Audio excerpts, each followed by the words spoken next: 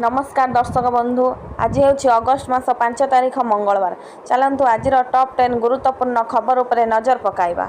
Number 1 रे रही गाँव में पहुंचला 6 ओडिया मृतदेह। लुहरे भिजुची मृतकों गाँ माटी। आंध्र प्रदेश बालिकुरमा ठारे पत्थर क्वारी विस्फोरण में जाइछि 6 ओडिया श्रमिकों जीवन। आज गाँव में पहुंचला मृत श्रमिकों मर शरीर। मृत 6 जनों मध्य गंजाम दिगपहंडीर चषा निमखंडीर दंडपाणी बाड़त्या बांगरड़ा गाँवर बनमाली बेहेरा धराकोट अंचल 2 जन और मोहन अंचल 2 जन रही। मुख्यमंत्री बनमाली परिवार को 4 लाख टंका मुख्यमंत्री रिलीफ पांठि प्रदान करने नहीं घोषणा करिसेंती। मुख्यमंत्री रिलीफ पांठि सह अन्य समस्त प्रकार सरकारी सहायता बनमाली को प्रदान कराजिबो बोली कहिसेंती स्थानीय राजस्व अधिकारी। नंबर 2 रे रही रहस्य रहीगला बलंगा पीड़िता मृत्यु। समस्ते भाविथिले बलंगा पीड़िता सुस्थ होई घर को फेरिबे, किंतु हठात तांकर देहांत अनेक रहस्य छाड़ी जाइछि। पीड़िता मृत्यु ठारू पुलिस तदंत सबकु नहीं द्वंद्व सृष्टि होइछि। आउ राजनीति भी जोर धरिछि। पूरी बलंगा निआरे जली जाइथिबा पीड़िता देहांत परे आज कबर दिया जाइछि। 15 दिनर जीवन मरण सह लड़ाई भितर हारी जाइछंती पीड़िता, किंतु तांको मृत्यु एबे अनेक प्रश्न छिड़ा करिछि। कारण पीड़िता मां 3 जन निआ लगिले बोली दाबी करथिले।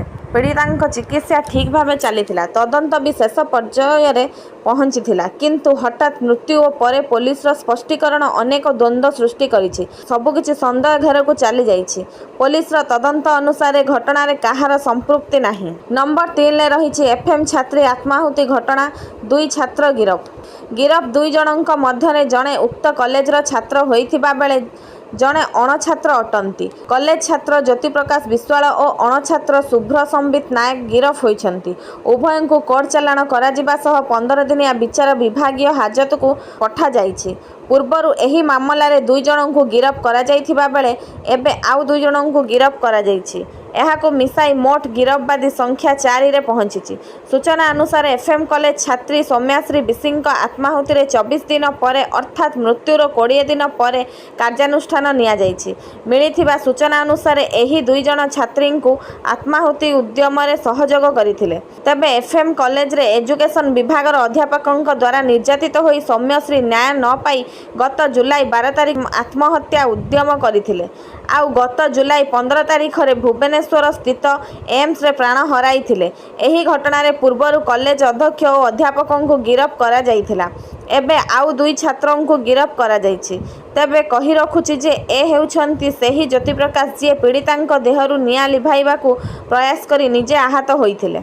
नंबर 4 रे रहिछि गतकाली ठारू आरंभ होइछि 3 वर्षीय इंटीग्रेटेड बीईडी एमईडी नामलेखा। महाराजा श्रीरामचंद्र भंजदेव विश्वविद्यालय रे रेगुलर मोड रे पाठपढ़ा सुविधा थिबा बेले संबलपुर विश्वविद्यालय, राजेंद्र विश्वविद्यालय एवं फकीरमोहन विश्वविद्यालय रे सेल्फ फाइनान्स मोड रे पाठ पढ़िबा को नामलेखा हेबो। एथिपाई कौनसी प्रवेशिका परीक्षा देबाकू पड़िबो नाही।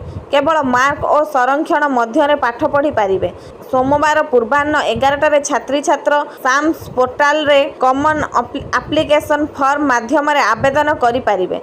आवेदनर शेष तारीख अगस्ट 17 रहिथिबा बेले 18 तारीख रे फॉर्म संशोधन करि पारिबे। अगस्ट 22 रे प्रथम राउंड पिलांकू सीट प्रदान कराजिबो।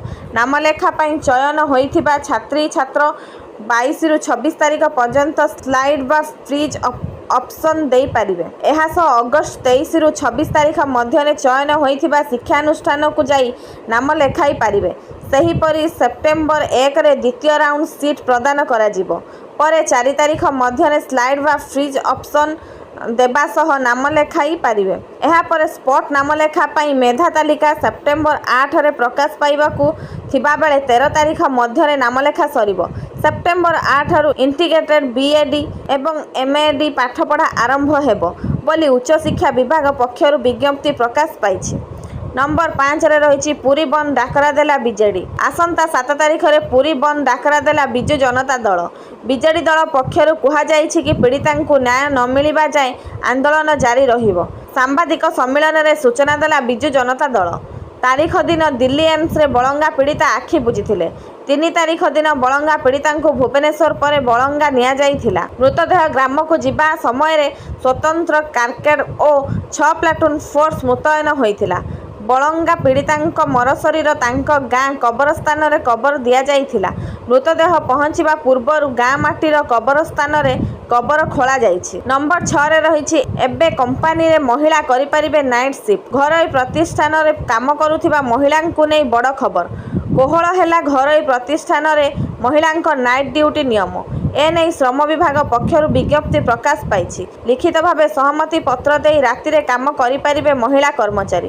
ଘରୋଇ ପ୍ରତିଷ୍ଠାନରେ ମହିଳାଙ୍କ ନାଇଟ୍ ଡ୍ୟୁଟି ନିୟମ ନେଇ ବିଜ୍ଞପ୍ତି ଜାରି କରିଛି ଶ୍ରମ ବିଭାଗ। ଓଡ଼ିଶା ଦୋକାନ ଏବଂ ବ୍ୟବସାୟିକ ପ୍ରତିଷ୍ଠାନ ଆଇନ 1956ରେ ପରିବର୍ତ୍ତନ କରାଯାଇଛି। ଫଳରେ ଘରୋଇ ପ୍ରତିଷ୍ଠାନରେ ରାତିରେ କାମ କରିପାରିବେ ମହିଳା। ଏନେଇ ବିଭାଗ ପକ୍ଷରୁ ସ୍ୱତନ୍ତ୍ର ନିର୍ଦ୍ଦେଶାବଳୀ ଜାରି ହୋଇଛି। ନଜର ପକାନ୍ତୁ ନାଇଟ୍ ସିଫ୍ଟ କରିବାକୁ ହେଲେ କି ସର୍ତ୍ତ ମାନିବା ପାଇଁ ପଡ଼ିବ। ନମ୍ବର 7ରେ ରହିଛି 7 ଦିନ ଯାଏ ପ୍ରବଳ ବର୍ଷା। ଆଗାମୀ 7 ଦିନ ପାଇଁ ପାଣିପାଗ ସ୍ଥିତି ପୂର୍ବାନୁମାନ କରି ପ୍ରେସ୍ ରିଲିଜ୍ ଜାରି କରିଛି ଆଞ୍ଚଳିକ ପାଣିପାଗ କେନ୍ଦ୍ର। ମଧ୍ୟାହ୍ନ ଏବଂ ସନ୍ଧ୍ୟା ସମୟରେ ରାଜ୍ୟର ଅନେକ ସ୍ଥାନରେ ଅତ୍ୟନ୍ତ ପ୍ରବଳରୁ ଅତି ପ୍ରବଳ ବର୍ଷା ସହ ଘଡ଼ଘଡ଼ି ସହ କାଳବୈଶାଖୀର ସମ୍ଭାବନା ରହିଛି। ତେଣୁ ବିଭିନ୍ନ ଜିଲ୍ଲାକୁ ୟେଲୋ ୱାର୍ଣ୍ଣିଂ ଜାରି କରି ଏହି ସମୟରେ ସତର୍କ ରହିବାକୁ ପରାମର୍ଶ ଦେଇଛି ପାଣିପାଗ କେନ୍ଦ୍ର। ଅଗଷ୍ଟ 4 ତାରିଖରୁ 9 ତାରିଖ ପର୍ଯ୍ୟନ୍ତ ବର୍ଷା ଲାଗି ରହିବା ନେଇ ଆକଳନ କରାଯାଇଛି।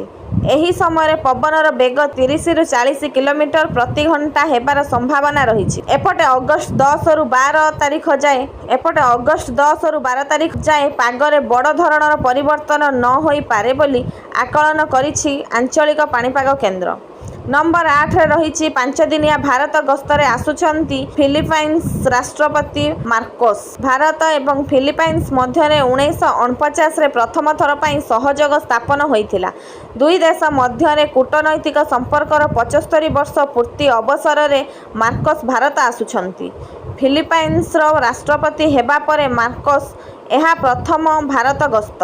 ଏହି ସମୟରେ ଦୁଇ ଦେଶ ମଧ୍ୟରେ ପ୍ରତିରକ୍ଷା ବ୍ୟାପାର ଏବଂ ଡିଜିଟାଲ ପ୍ରଯୁକ୍ତି ବିଦ୍ୟା ସହ ବିଭିନ୍ନ କ୍ଷେତ୍ରରେ ସହଯୋଗ ସ୍ଥାପନ ପାଇଁ ଆଲୋଚନା ହେବ। ନମ୍ବର 9ରେ ରହିଛି ମଝି ଦରିଆରେ ବୁଡ଼ିଗଲା ଡଙ୍ଗା। 68 ମୃତ, 74 ନିଖୋଜ। ୟେମେନର ଅବୟାନ ପ୍ରଦେଶର ଉପକୂଳରେ ପ୍ରବାସୀ ଭର୍ତ୍ତି ଏକ ଡଙ୍ଗା ବୁଡ଼ି ଯାଇଛି। ଡଙ୍ଗାରେ 154 ଜଣ ଥିଲେ। ସେମାନଙ୍କ ମଧ୍ୟରୁ 68 ଜଣଙ୍କ ମୃତ୍ୟୁ ଘଟିଛି ଏବଂ 74 ଜଣ ନିଖୋଜ ଅଛନ୍ତି।